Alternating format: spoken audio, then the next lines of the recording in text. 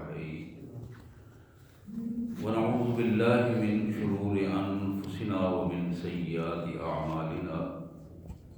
من يهده الله فلا مضل له ومن يضلله فلا هادي له.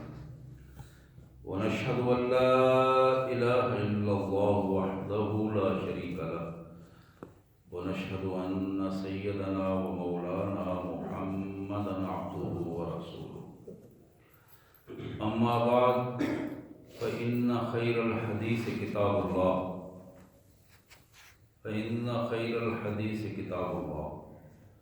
وخير الهدي هدي محمد صلى الله عليه وسلم. وشر الأمور محدثاتها. كل محدثة بدعة وكل بدعة ضلالة وكل ضلالة في النار. قال الله تبارك وتعالى في الكلام المجيد والفرقان الحميد: أعوذ بالله السميع العليم من الشيطان الرجيم. بسم الله الرحمن الرحيم. قل تعالوا أتل ما حرم ربكم عليكم ألا تشركوا به شيئا وبالوالدين إحسانا ولا تقتلوا أولادكم من إملاق نحن نرزقكم وإياهم ولا تقربوا الفواحش ما ظهر منها وما بطن ولا تقتلوا النفس التي حرم الله إلا بالحق ذلكم وصاكم به لعلكم تعقلون. ولا تقربوا مال اليتيم إلا بالتي هي أحسن حتى يبلغ أشده وأوفوا الكيل والميزان بالقسط لا نكلف نفسا إلا وسعها وإذا قلتم فاعدلوا ولو كان ذا قربى وبعهد الله أوفوا ذلكم وصاكم به لعلكم تذكرون. وأن هذا صراطي مستقيما فاتبعوه ولا تتبعوا السبل فتفرق بكم عن سبيله ذلكم وصاكم به لعلكم تتقون. آمنت بالله صدق الله العظيم. اللهم صل على سيدنا ومولانا عبدك ورسولك وحبيبك محمد النبي الأمي وعلى آله وأصحابه وأزواجه وبناته وبارك وسلم. اللهم صل على جميع الأنبياء والمرسلين وعلى الملائكة المقربين وعلى سائر الصحابة والتابعين وعلى عباد الله الصالحين. اللہ کے پاک کلام قرآن مجید میں یہ 8واں پارہ ہے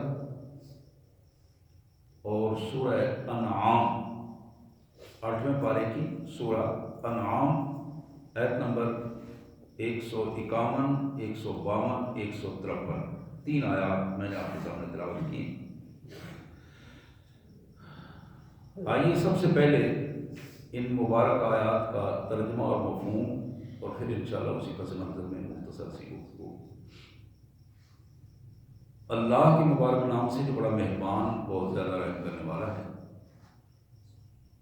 قل تعالوا اتل ما حرم ربکم علیکم.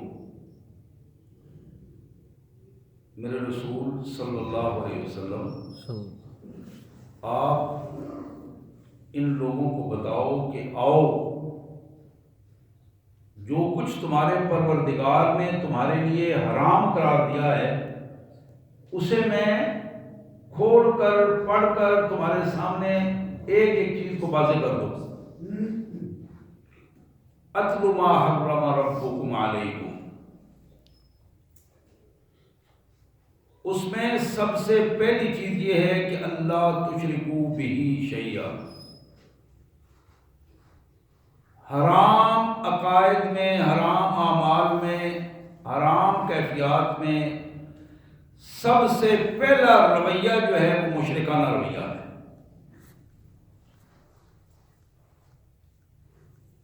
وبالوالدین احسانا، اور دوسری چیز یہ ہے کہ حکم یہ ہے کہ اپنے والدین کے ساتھ حسن سلوک سے پیش آؤ۔ اگر کوئی بندہ یہ کام نہیں کرتا تو وہ بھی حرام رویے کا مرتکب ہوتا ہے۔ وَلَا تَقْتُلُوا أَوْلَادَكُم مِّنْ إِمْلَاقٍ نَحْنُ نَرْزُقُكُمْ وَإِيَّاهُمْ۔ تیسرا حرام کام یہ ہے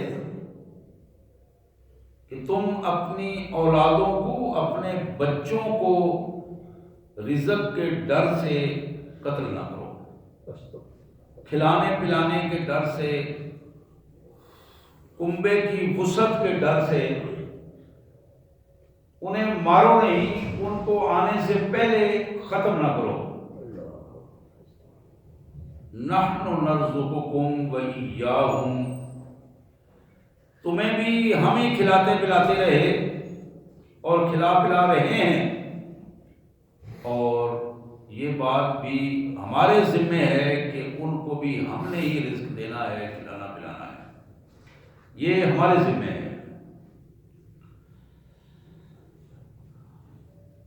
چوتھا حرام رویہ یہ ہے کہ ولا تقربوا الفواحش،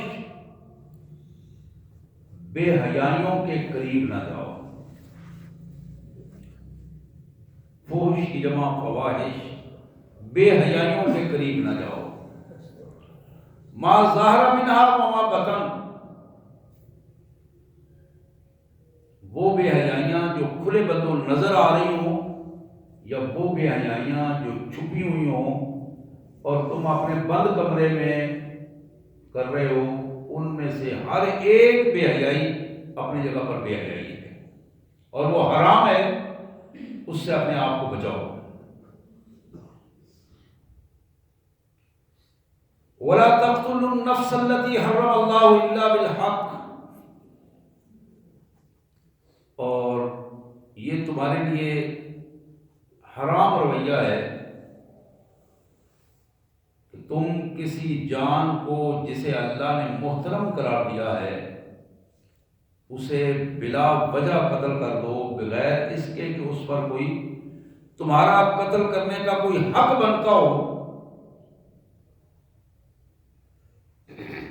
اسلام نے جو قتل کے حقوق مقرر کیے ہیں، اگر ان میں سے کوئی ایسی چیز نہیں تو کسی کا کوئی اختیار نہیں کہ وہ کسی دوسرے کی جان لے۔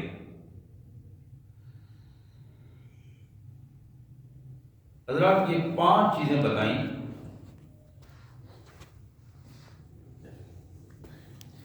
5 چیزیں بتانے کے بعد اللہ فرماتے ہیں ذالکم وصاکم بہ لعلکم تعقلون، یہ تمہارے لیے وصیت ہے، نصیحت سے تھوڑا آگے بڑھ کر یہ تمہارے لیے وصیت ہے، تمہیں وصیت کی جا رہی ہے۔ ممکن ہے بات سمجھ آ جائے، ممکن ہے اس اثر کو قبول کر جاؤ اور اپنے حرام رویوں کو چھوڑ کر حلال اور طیب کی طرف آ جاؤ۔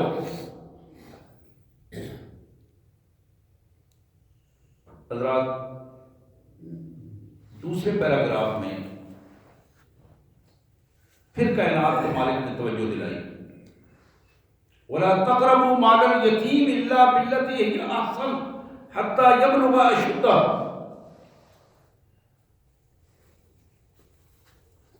یتیم کے مال کو کھانے کے بہانے مت ڈھونڈو،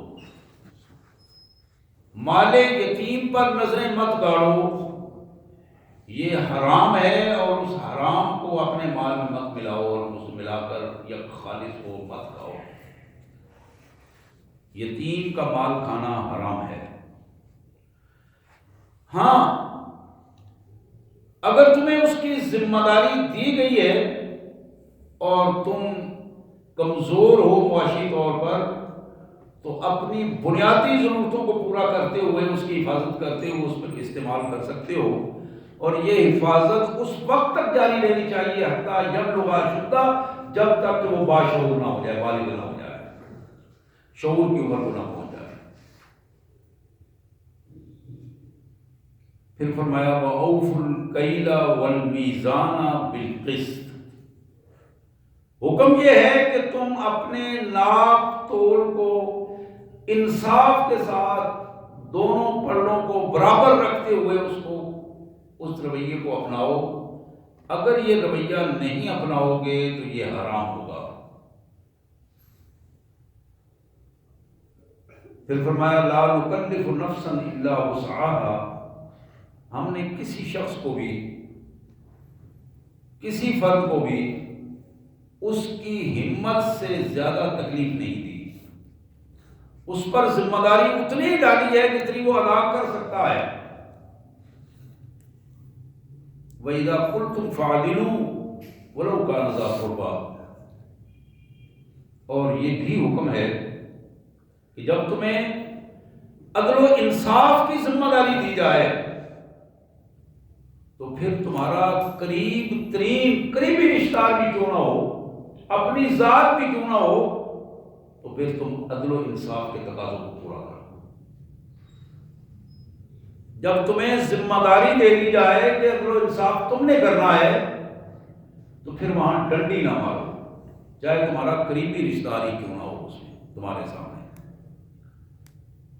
اور پھر فرمایا وَبِعَهْدِ اللَّهِ أَوْفُوا،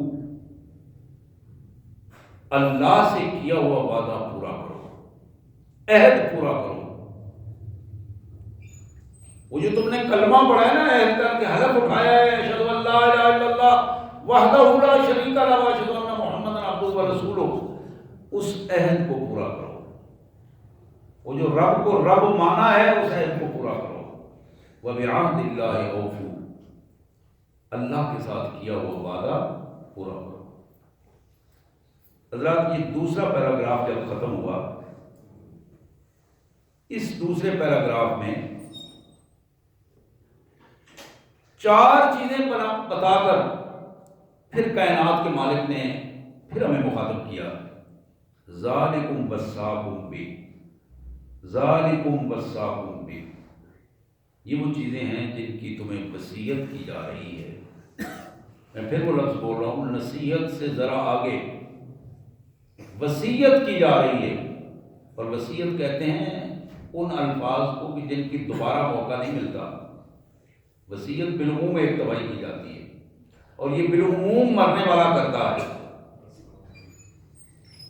اس کی اہمیت کے پیش نظر یہاں یہ لفظ استعمال کیا گیا ذالکم وصاکم بہ، یہ تمہارے لیے وصیت کی حیثیت رکھتی ہے. لعلکم تذکرون، ممکن ہے تم اس سے نصیحت حاصل کر جاؤ، ممکن ہے تم اپنے آپ کو تبدیل کر لو. اور پھر تیسرا پیراگراف ایک ہی آیت ہے اور ایک ہی بات ہے اور کمال قسم کی بات ہے. اللہ فرماتے ہیں میرے رسول ان کو بتاؤ وَأَنَّ هَذَا صِرَاطِي مُسْتَقِيمًا فَاتَّبِعُوهُ، یہی میرا راستہ ہے. دو ٹوک بات ہے، وَأَنَّ دو ٹوک بات ہے. میں ایک ہی بات کروں گا، دوسری کوئی بات نہیں ہے، دوسرا کوئی راستہ نہیں ہے. وَأَنَّ هَذَا صِرَاطِي مُسْتَقِيمًا، یہی راستہ ہے، سیدھا راستہ ہے، جنت کا راستہ ہے، استقامت کا راستہ ہے، اللہ کا راستہ ہے، دین اسلام کا راستہ ہے. وَأَنَّ هَذَا صِرَاطِي مُسْتَقِيمًا فَاتَّبِعُوهُ، آؤ میرے پیچھے پیچھے اس راستے پر آ جاؤ اگر کامیابی چاہتے ہو. وَلَا تَتَّبِعُوا السُّبُلَ فَتَفَرَّقَ بِكُمْ عَنْ سَبِيلِهِ، ان راستوں کی طرف مت مڑنا، ان بھول بھلیوں میں مت جانا جو تمہیں اس سیدھے راستے سے الگ کر دیں، بھٹکا دیں. اگر تم اس محمد الرسول اللہ کے راستے کو چھوڑ کر کسی اور راستے کی طرف نکل گئے، فَتَفَرَّقَ بِكُمْ عَنْ سَبِيلِهِ، اس سیدھے راستے سے تمہیں ہٹا دیں، پھر ڈی ٹریک ہو جاؤ گے، راستہ بھول جاؤ گے، بھٹک جاؤ گے، سیدھے راستے پہ نہیں آ سکو گے. یہ ایک ہی تیسرے پیراگراف میں ایک ہی بات کر کے پھر فرمایا ذالکم وصاکم بہ لعلکم تتقون، یہ تمہارے لیے وصیت ہے میرے بندو، وصیت ہے تمہارے لیے، اللہ فرماتے ہیں ممکن ہے تم اپنے آپ کو بچا لو، لعلکم تتقون، ممکن ہے بچا لو اپنے آپ کو۔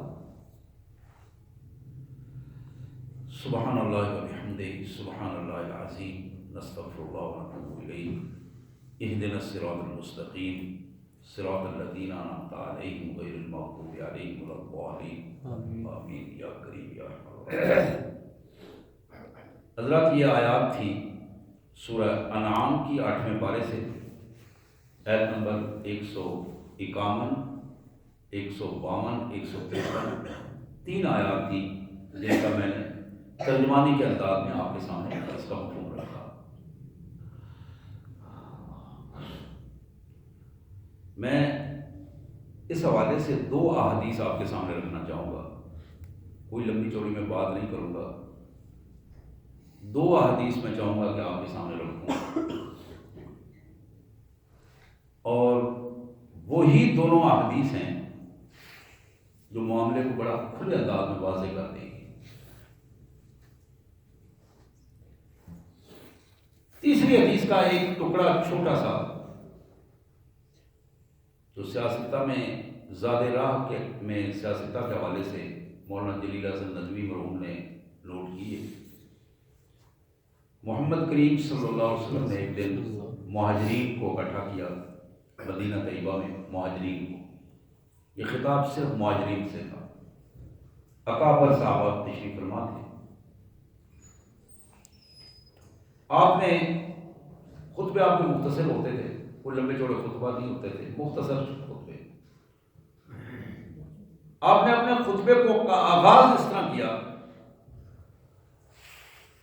کہ میرا اندازہ یہ ہے کہ اس دنیا سے جانے کے بعد میرے بعد عنان اقتدار تمہارے پاس ہوگا،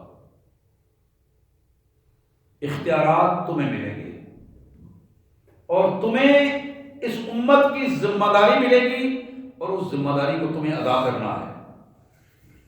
اور اس میں آپ نے فرمایا کہ میں تمہیں 5 چیزوں کی نصیحت کرتا ہوں، 5 چیزوں کی نصیحت کرتا ہوں۔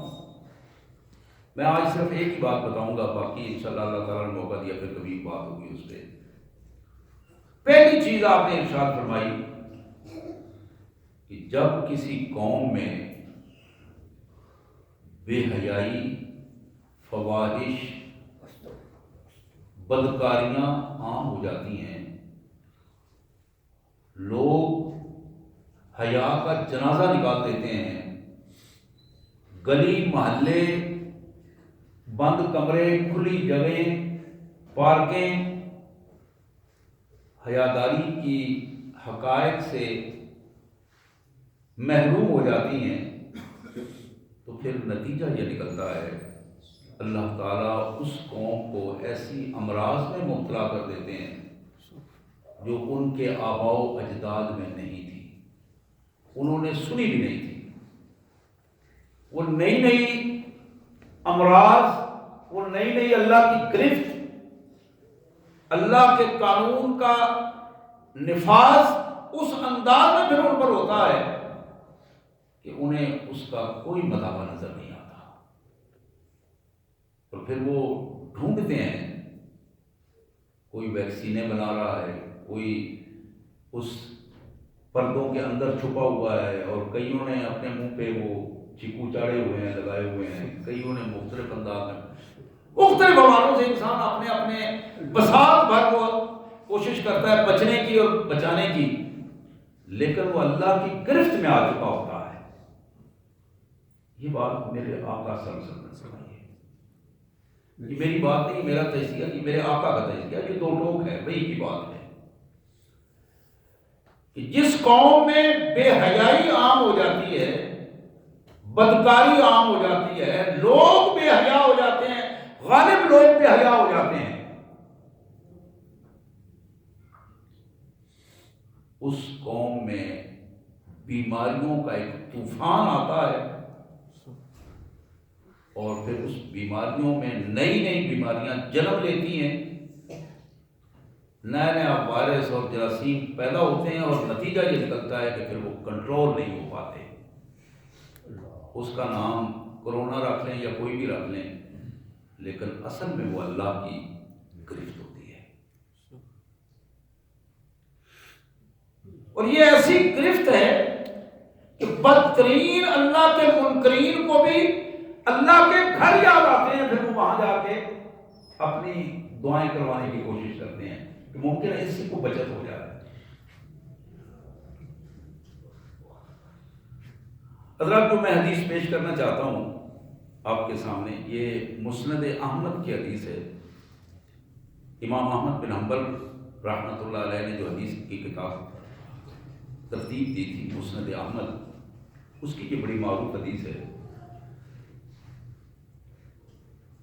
جناب معاذ بن جبل رضی اللہ تعالیٰ عنہ کی یہ روایت ہے۔ آپ جانتے ہیں کہ معاذ بن جبل وہ صحابی ہیں جو رسول اللہ صلی اللہ علیہ وسلم کے محبوب صحابی تھے، نوجوان تھے، 18-20 سال کی عمر میں یمن کا گورنر بنا کے بھجوایا تھا آپ نے ان کو۔ بڑے باصلاحیت، بڑے زیرک کے انسان تھے، اور کئی دفعہ وہ بات کرتے ہوئے، حدیث بیان کرتے ہوئے یہ کہا کرتے تھے، قال خلیلی رسول اللہ، میرے پیارے محبوب، میرے پیارے دوست محمد رسول اللہ صلی اللہ علیہ وسلم کا یہ فرمان ہے۔ وہ دل کی ایک، قلب کا ایک تعلق ہے جس کا اظہار وہ کبھی بھی کیا کرتے تھے۔ تو یہ جناب معاذ کی روایت ہے، کہتے ہیں اوصانی رسول اللہ صلی اللہ علیہ وسلم بعشر کلمات۔ یہاں بات تینوں میں وصیت کی ہوئی نا جی، ذالکم وصاکم بہ، پہلے پیراگراف میں بھی، دوسرے میں بھی، تیسرے میں بھی اللہ نے وصیت کی بات کی، اور اس وصیت کو محمد کریم صلی اللہ علیہ وسلم نے اس انداز میں اپنے ایک صحابی کو 10 باتوں کی وصیت فرمائی۔ اوصانی رسول اللہ صلی اللہ علیہ وسلم بعشر کلمات، کہ میرے پیارے آقا محمد کریم صلی اللہ علیہ وسلم نے مجھے 10 باتوں کی وصیت فرمائی۔ اور حضرات، اس وصیت میں جو پہلی بات ہے، وَلَا تُشْرِكُوا بِاللَّهِ شَيْئًا، لا تشرک باللہ شیئا ان قتلت او حرقت، لا تشرک باللہ شیئا ان قتلت او حرقت۔ معاذ، کسی صورت میں بھی اللہ کے ساتھ کسی کو شریک نہ بنانا، اللہ کے اختیارات، اس کے حقوق، اس کی ذات، اس کی صفات میں اس کے علاوہ اس کی مخلوق کے کسی فرد کو وہاں نہ لے جانا۔ ان قتلت او حرقت، اگرچہ تمہیں اس کیفیت میں قتل بھی کر دیا جائے، تمہیں زندہ جلا دیا جائے، لیکن پھر بھی یہ کام نہ کرنا۔ آپ اس بات کی اہمیت کو سمجھ چکے ہوں گے، اس سے بڑی کوئی اہمیت نہیں۔ شرک، شرک اکبر اور شرک اصغر، دونوں شرک ہیں، اور دونوں ایمان کا صفایا کر دیتے ہیں۔ جب کسی بندے سے، مسلمان سے کوئی مشرکانہ عمل سرزد ہوتا ہے، تو میں یہ بڑا دو ٹوک اور واضح پیغام دوں قرآن و سنت کا کہ اس کے پہلے سارے اعمال ضائع ہو جاتے ہیں۔ مشرک ہو جانے کی وجہ سے اس کے پہلے سارے اعمال ضائع ہو جاتے ہیں، اس کی نمازیں، اس کے روزے، اس کے اخلاق، جو کچھ بھی ہے وہ سب ضائع ہو جاتا ہے۔ شرک ایسی گندی بیماری ہے جو پورے کے پورے جسم کو ڈیمیج کر دیتی ہے، نظروں، کو، سماعتوں کو، قلب کو، جگر کو تباہ کر دیتی ہے، ڈیمیج کر دیتی ہے پورے جسم کو، شرک کی بیماری۔ اور اللہ نے اس کے بارے میں یہ فیصلہ کیا ہے، اللہ نے فیصلہ کیا، یہ ایک دفعہ نہیں، 2-3 دفعہ قرآن میں اللہ نے فرمایا ان اللہ لا یغفر ان یشرک بہ ویغفر ما دون ذلک لمن یشاء۔ یہ اللہ نے طے کر دیا ہے کہ شرک کرنے والے بندے کو اللہ معاف نہیں کرے گا۔ اگر وہ بغیر توبہ کے اس دنیا سے چلا گیا ہے، بغیر توبہ کے چلا گیا تو اللہ اس کو معاف نہیں کرے گا۔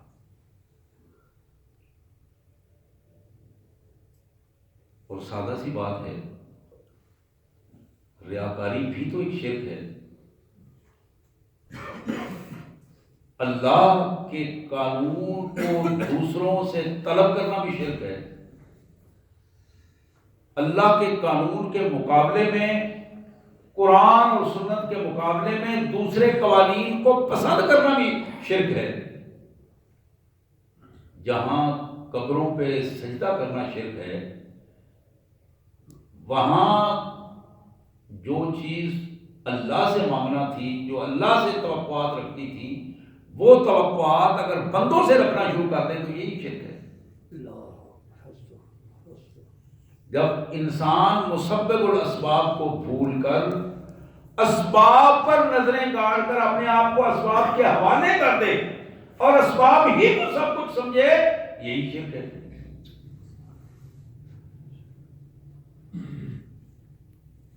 دوسری بات جو محمد کریم صلی اللہ علیہ وسلم نے اپنے پیارے صحابی، محبوب صحابی جناب معاذ کو ارشاد فرمائی، وَلَا تَعُقَّنَّ لِوَالِدَيْكَ وَإِنْ أَمَرَاكَ أَن تَخْرُجَ مِنْ أَهْلِكَ وَمَالِكَ۔ معاذ، کسی صورت میں بھی اپنی والدین کی نافرمانی نہ کرنا، اگرچہ حالات ایسے آ جائیں کہ تمہیں اپنے مال اور اہل و عیال سے نکلنے کا حکم مل جائے تو ان کو نکل جاؤ، لیکن نافرمانی نہ کرنا۔ یہ اگلا جملہ بندے کو بڑا محسوس ہوتا ہے، بندہ سنتا ہے جب وہ بڑا محسوس ہوتا ہے تو مال و دولت، کاروبار، جو کچھ ہے میں چھوڑ جاؤں یہاں والدین کی، ان کے کہنے پر چھوڑ دو، اپنے بیوی بچوں کو چھوڑ دوں میں۔ لیکن جس کے ذریعے یہ حکم آ رہا ہے حضرات، وہ سب کچھ جانتا ہے۔ اللہ نے اپنے رسول کے ذریعے جو حکم دیا ہے، اس حوالے سے ہمیں باشعور رہ کر اسے تسلیم کرنا ہے۔ اس جملے کو تک پہنچنے سے پہلے، جو اس جملے کا پہلا حصہ ہے وَلَا تَعُقَّنَّ لِوَالِدَيْكَ، اگر اس والا معاملہ کیا ہی نہ جائے تو اگلا جملہ تو آتا ہی نہیں ہے۔ والدین کی نافرمانی ہی نہ کی جائے، نکلنے کا تو پھر سوال ہی نہیں پیدا ہوتا۔ اگر رویہ اطاعت کا رکھا جائے، حضرات میں بڑی معذرت سے یہ بات عرض کروں گا، شیطان کا ایک بہت بڑا ہتھیار یہ ہے کہ وہ ہمیں، مجھے، آپ کو یہ احساس دلاتا ہے کہ جتنے تمہاری رائے مقدم ہے کسی کی مقدم نہیں ہے، جو کچھ تم ہو کوئی اور نہیں ہے، جو تم سمجھ رہے ہو وہ دوسرا نہیں سمجھتا۔ طریقے مختلف ہیں اس کے، لیکن میرا اپنا ایمان یہ کہتا ہے کہ بات کوئی بھی ہو، جب اللہ اور اللہ کے رسول کا حکم آ جائے تو مسلمان سر تسلیم خم کر دیتا ہے۔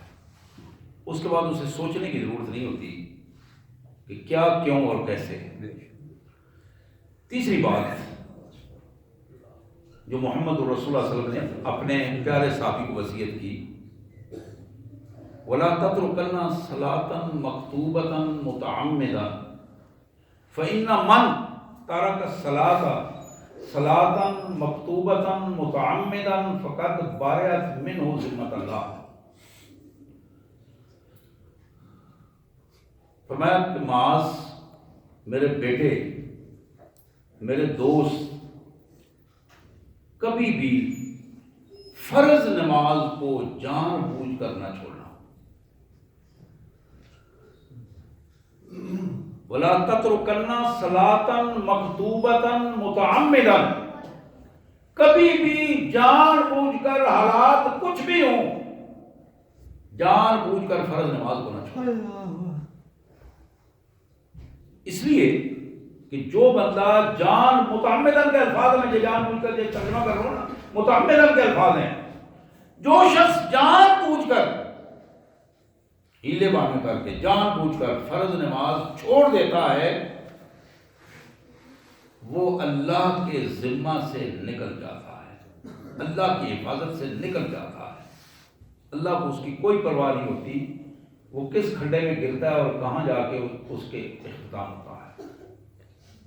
فَإِنَّهُ بَرِئَتْ مِنْ ذِمَّةِ اللَّهِ۔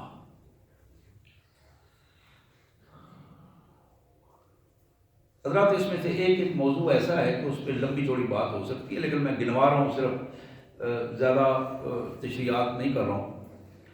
چوتھی بات آپ نے فرمایا معاذ وَلَا تَشْرِبَنَّ خَمْرًا فَإِنَّهُ رَأْسَ كُلِّ فَاحِشَةٍ۔ معاذ قطعاً شراب کے قریب بھی نہ پھٹکنا، اس لیے کہ ہر بے حیائی کی بنیاد شراب فراہم کرتی ہے۔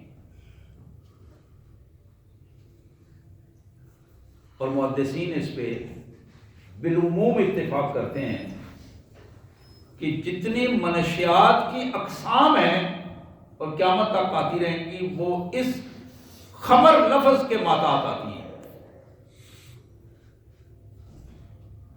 اور حقیقت یہ ہے جس منشیات کی جس قسم کو یا عادت کی جس قسم کو ہم اپنے لیے لائٹ لیتے ہیں، یہ تو کوئی منشیات والی بات نہیں ہے۔ سگریٹ ہے، حقہ ہے، نسوار ہے، اس قسم کی مختلف چیزیں، پان ہے، یہ تو بھائی عادات ہیں ہماری۔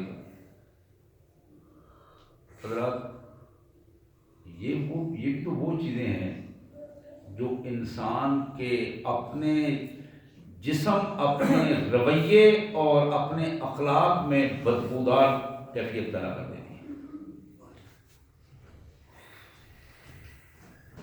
اور اس تنفر کی کیفیت جو ماحول اور معاشرے میں پیدا ہو جائے، چند بیٹھے ہوئے لوگ نفرت کرنا شروع کرتے ہیں کہ یار یہ دھواں کیسا عجیب چیز ہے، یار یہ بندہ نسوار کھا کے بیٹھا ہوا ہے اور یہ کیا حرکتیں کر رہا ہے۔ یعنی طبیعت میں، ایک نفاست کی طبیعت میں وہ اثر انداز ہو وہ چیزیں کہ پان کھا رہا ہے اور پچکاریاں مار رہا ہے، کیا ماحول کو پراگندہ کر رہا ہے۔ اب یہ وہ چیزیں ہیں جنہیں اسلام نے شائستگی سے دور قرار دیا ہے، پسندیدہ چیزیں نہیں ہیں، اور جو حلال اور طیب چیزیں ہیں وہ پسندیدہ چیزیں ہیں۔ حضرات پانچویں چیز جو اس حوالے سے ہمارے سامنے محمد کریم صلی اللہ علیہ وسلم کے وصیتوں میں سے آئی ہے، آپ نے ارشاد فرمایا ایاک والمعصیہ فإن بالمعصیہ حل سخط اللہ۔ معاذ خصوصی طور پر تمہیں میں وصیت کرتا ہوں کہ اللہ کی کھلی نافرمانی سے بچنا۔ دیکھو ذرا بڑا جرأت سے کی ہو جائے گا، میرا کون کو کی پٹ لے گا، کی سن رہے، یہ وہ گندے الفاظ ہیں جو ہمارے اکثر معاشرے میں سنتے رہتے ہیں۔ لیکن جب ایسا بندہ اللہ کی گرفت میں آتا ہے تو پھر وہ کرہتا ہے، چیختا ہے، پکارتا ہے، اور پھر اس کی سنوائی نہیں ہوتی، اس لیے کہ اس نے نعوذ باللہ اللہ اور اس کے ساتھ اپنے رویے کو پراگندہ کیا تھا، اس کو حیا کا رویہ اس نے اللہ کے ساتھ ختم کر دیا تھا۔ یہ اس کی بدتینتی تھی کہ جس مالک نے بے شمار نعمتیں اس کو عطا کی تھی، بجائے اس کا شکر ادا کرنے کے وہ کھلا بدماشی کے ساتھ اس کے ساتھ رویہ اختیار کر رہا ہے، اللہ کی نافرمانیوں کا رویہ اختیار کر رہا ہے۔ ایاک والمعصیہ، معاذ اپنے آپ کو اللہ کی کھلی نافرمانی سے بچا لے، غلطی ہو جائے تو اللہ سے معافی مانگنا، لیکن جان بوجھ کر اس راستے پہ نکلنا جہاں نافرمانیوں کا ہی راستہ ہے، برائیوں کا ہی راستہ ہے، بے حیائیوں کا راستہ ہے، اس راستے کو اختیار کرنا، ورنہ یہ ایسی چیز ہے جو اللہ کی ناراضگی کو حلال کر دیتی ہے اس بندے پر۔ یہ بندہ خود اللہ کو حق دیتا ہے کہ میرے مالک مجھے مارو، مجھ پر اپنی ناراضگی کا اظہار کرو، اپنا غضب مجھ پر کرو۔ چھٹی بات، والفرار من الزحف، والفرار من الزحف، جب حق اور باطل کا معرکہ ہو رہا ہو وہاں سے اپنے آپ کو حق کا ساتھ دینے کے بجائے پیچھے نہ ہٹانا، حق اور باطل کے معرکے میں مفاد پرستی کا اظہار نہ کرنا، تعصبات کا اظہار نہ کرنا، تحفظات کا اظہار نہ کرنا، وہاں ثابت قدمی سے حق کے ساتھ کھڑا ہونا ہے، حق والوں کو باطل کے حوالے کر کے سائڈ پہ نہ ہو جانا۔ والفرار من الزحف، حق اور باطل کے مقابلے سے اپنی جان نہیں چھڑانا، بھاگنا نہیں، فرار نہیں کرنا۔ ساتویں بات، وَإِذَا أَصَابَ النَّاسَ مَوْتٌ وَأَنْتَ فِيهِمْ فَاصْبُرْ، میرے آقا صلی اللہ علیہ وسلم نے فرمایا معاذ، اگر تمہاری آبادی میں جہاں تم رہ رہے ہو موت کی وبا آ جائے، کوئی ایسی مرض پھوٹ پڑے جس سے لوگ مرنا شروع ہو جائیں، تو تم اگر آبادی کے اندر ہو تو پھر وہاں سے نکلنا نہیں، وہیں رہنا ہے، وہیں رہ کر لوگوں کی خدمت کرو، وہیں رہ کر لوگوں کے کام آؤ، اللہ تمہاری حفاظت کرے گا۔ لیکن روک دیا کہ باہر سے کوئی بندہ وہاں نہ جائے سوائے ان لوگوں کے جو محفوظ انداز میں خدمت کے لیے جائیں، عام رہنے کے لیے وہاں کو بندہ اس انداز میں نہیں جائے، لیکن جو بندے وہاں موجود ہیں وہ ان آبادی والوں کو چھوڑ کر باہر نہ جائیں۔ حضرات، آخری تین چیزیں بڑی اہم ہیں۔ پھر فرمایا وَأَنفِقْ عَلَىٰ عِيَالِكَ مِن طُولِكَ، معاذ اپنے بیوی بچوں پر خرچ کرتے ہوئے کنجوسی کا اظہار نہیں کرنا، اپنے بیوی بچوں کے جو بنیادی ضرورتیں ہیں وہ تم پوری کرو اور کھلے ہاتھ سے پوری کرو۔ وَأَنفِقْ عَلَىٰ عِيَالِكَ مِن طُولِكَ، اپنے ہاتھ کو مت سمیٹو، حلال کماؤ اور جائز ضرورتیں پوری کرنے میں کھلے بندوں خرچ کرو اپنے بچوں پر۔ لیکن اگلا پہلو کیا ہے؟ وَلَا تَرْفَعْ عَنْهُمْ عَصَاكَ أَدَبًا، ادب کی لاٹھی ان کے سر پہ رہے،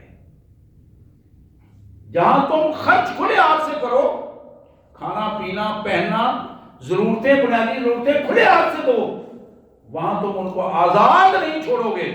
وَلَا تَرْفَعْ عَنْهُمْ عَصَاكَ أَدَبًا، ادب کی لاٹھی، تربیت کا نظام، ڈسپلن جو دین نے دیا اس کے اندر ان کو رکھنے کی کوشش کرو۔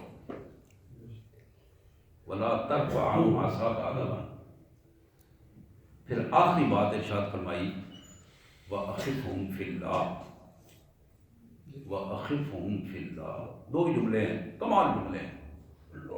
جن لوگوں پر تم پیسہ لگاتے ہو، جنہیں کھانا دیتے ہو، جنہیں تم نے رہائش دی ہے، جن کی ضرورتیں تم پوری کرتے ہو، ان کو اپنے اللہ سے ڈراتے رہو۔ روزانہ بیٹھو، صبح بیٹھو، رات کو بیٹھو، روزانہ بیٹھ کر اپنی فیملی کو اکٹھا کرو اور اپنے اللہ سے ڈراؤ۔ اللہ کا ڈر، اللہ کی محبت وہ اہم ترین نسخہ ہے جو انسان کے دل کو اپروچ کرتا ہے اور انسان کی تربیت کا ایک نظام پیدا کرتا ہے۔ یہ دو ہی نسخے ہیں، اللہ کی محبت اور اللہ کا خوف۔ حضرات، دوسری ایک چھوٹی سی حدیث جو میں آخری بات کے طور پر آپ کے سامنے رکھنا چاہوں گا، یہ ابو داؤد کی حدیث ہے۔ جناب امام حسن بن علی رضی اللہ تعالی عنہ، ان کی یہ روایت ہے، نواسہ رسول رضی اللہ تعالیٰ عنہ کی روایت، جناب حسن کہتے ہیں کہ میرے آقا صلی اللہ علیہ وسلم نے ارشاد فرمایا، تین چیزیں آپ نے ارشاد فرمائی،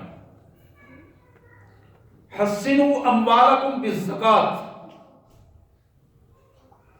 لوگوں اپنے مالوں کی حفاظت کرو زکات دے کر، اپنے مالوں کی حفاظت کرو زکات دے کر، اللہ کی راہ میں خرچ کر کے اپنے مالوں کو بچا لو، حفاظت کرو ان کی۔ زکات اللہ کی رضا کے لیے دو گے تو اللہ تمہارے اس مال و دولت، جاگیروں کی، فیکٹریوں کی، صنعتوں کی حفاظت فرمائے گا۔ حسنوا اموالکم بالزکات۔ دوسری بات آپ نے ارشاد فرمائی، وداؤوا مرضاکم بالصدقہ، اپنی بیماریوں کا علاج صدقے سے کرو۔ وداؤوا مرضاکم بالصدقہ، اللہ کی راہ میں زیادہ سے زیادہ مال خرچ کرو، اللہ تمہارے بیماروں کو شفا عطا فرمائے گا۔ یہ وہ باتیں ہیں جو طے شدہ باتیں ہیں حضرات، یہ صرف سنی سنائی باتیں نہیں ہیں، یہ دو ٹوک باتیں ہیں، اور تجربے سے گزارو ان باتوں کو تو پھر دیکھو کہ اس کا نتائج کیا نکلتے ہیں۔ وَدَاوُوا مَرَضَاكُمْ بِالصَّدْقَةِ، اللہ کی راہ میں اپنے مال کو کھلے انداز میں خرچ کرتے ہوئے اپنی بیماریوں کا علاج کرو۔ اور آخری بات، وَاسْتَقْبَلُوا أَمْوَاجَ الْبَلَاءِ بِالدُّعَاءِ وَالتَّضَرُّعِ، جب تم پر آزمائشوں کے طوفان آ جائیں، امواج، موج، طوفان آ جائیں اور گر جاؤ، اللہ، اس وقت اللہ کے حضور دعاؤں کو اپنا آسرا بناؤ۔ وَالتَّضَرُّعِ، اور تنہائیوں میں رونے کی کوشش کرو، گڑ گڑاؤ اور اپنے اللہ سے اپنے گناہوں کی معافی مانگو۔ یہ کام اجتماعی بھی کرو اور انفرادی بھی کرو، رات کے پہنائیوں میں، اندھیروں میں بھی یہ کام کرو اور سارے مل کر بھی یہ کام کرو، اللہ کے حضور رویا جائے، دعائیں کی جائیں، اپنے گناہوں کی معافیاں مانگی جائیں، اپنے غلط رویوں کو سے باز آیا جائے۔ یہ وہ چیز ہے جو تمہیں بڑے سے بڑے آزمائش کے طوفانوں میں سرخرو کر دے گی۔ میرے انتہائی قابل احترام بھائیوں اور بہنوں، یہ جو باتیں میں نے آپ کے سامنے رکھی ہیں، قرآن مجید کے 3 پیراگراف رکھے ہیں اور 3 ہی احادیث میں نے آپ کے سامنے رکھی ہیں۔ آج اگر ہم پوری سنجیدگی کے ساتھ ان باتوں پر عمل کے لیے اپنے اللہ سے توفیق طلب کرتے ہیں اور فیصلہ کرتے ہیں کہ ہماری زندگی ان کے خلاف نہیں گزرے گی، تو آپ یقین کرو اللہ کی رحمتیں آپ کا استقبال کریں گی۔ لیکن ہماری انفرادی اور اجتماعی زندگی میں آج جو ذلت اور رسوائیاں ہیں، اس کی بنیاد یہ ہے کہ ہم ان چیزوں سے دور ہو چکے ہیں۔ وآخر دعوانا الحمدللہ رب العالمین۔